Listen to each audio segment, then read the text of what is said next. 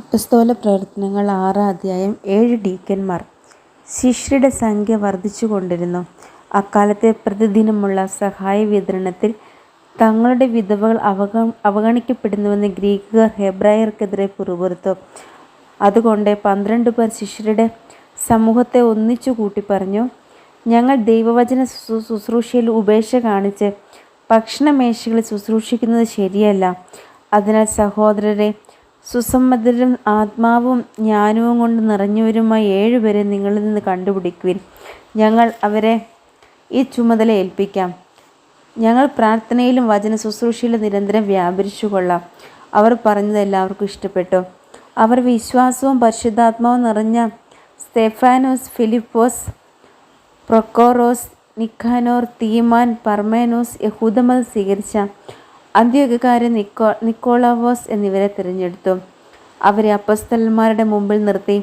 അവർ പ്രാർത്ഥിച്ചിട്ട് അവരുടെ മേൽ കൈകൾ വച്ചു. ദൈവവചനം പ്രചരിക്കുകയും ജെറുസലേമിൽ ശിഷ്യരുടെ എണ്ണം വളരെ വർദ്ധിക്കുകയും ചെയ്തു. പുരോഹിതന്മാരിൽ വളരെ പേരും വിശ്വാസം സ്വീകരിച്ചു. സ്തെഫാനോസിനെ ബന്ധിക്കുന്നു. സ്തെഫാനോസ് കൃപാവരവും ശക്തിയും കൊണ്ട് നിറഞ്ഞ പല അത്ഭുതങ്ങളും വലിയ അടയാളങ്ങളും ജനമധ്യത്തിൽ പ്രവർത്തിച്ചു.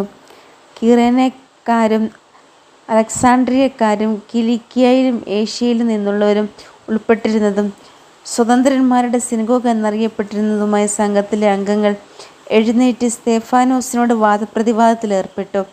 എന്നാൽ അവൻ്റെ സംസാരത്തിൽ വെളിപ്പെട്ട ജ്ഞാനത്തോടും ആത്മാവിനോടും എതിർത്ത് നിൽക്കാൻ അവർക്ക് കഴിഞ്ഞില്ല. അതുകൊണ്ട് അവർ രഹസ്യമായി പ്രേരിപ്പിച്ചതനുസരിച്ച് ജനങ്ങളിൽ ചിലർ പറഞ്ഞു, അവൻ മോശയ്ക്കും ദൈവത്തിനുമെതിരെ ദൂഷണം പറയുന്നത് ഞങ്ങൾ കേട്ടു. അവർ ജനങ്ങളെയും ജനപ്രമാണികളെയും നിയമജ്ഞരെയും ഇളക്കുകയും അവനെ ബന്ധിച്ച് ന്യായാധിപസംഘത്തിന് മുമ്പിൽ കൊണ്ടുവരികയും ചെയ്തു.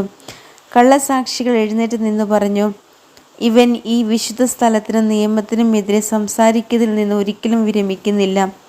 നസ്രേനായ യേശു ഈ സ്ഥലം നശിപ്പിക്കുകയും മോശ നമുക്ക് നൽകിയിട്ടുള്ള ആചാരങ്ങൾ മാറ്റുകയും ചെയ്യുമെന്ന് ഇവൻ പ്രസ്താവിക്കുന്നത് ഞങ്ങൾ കേട്ടു. സംഘത്തിലുണ്ടായിരുന്നവർ അവൻ്റെ മേൽ സൂക്ഷിച്ചു നോക്കി. അവൻ്റെ മുഖം ഒരു ദൈവദൂതൻ്റെ മുഖം പോലെ കാണപ്പെട്ടു.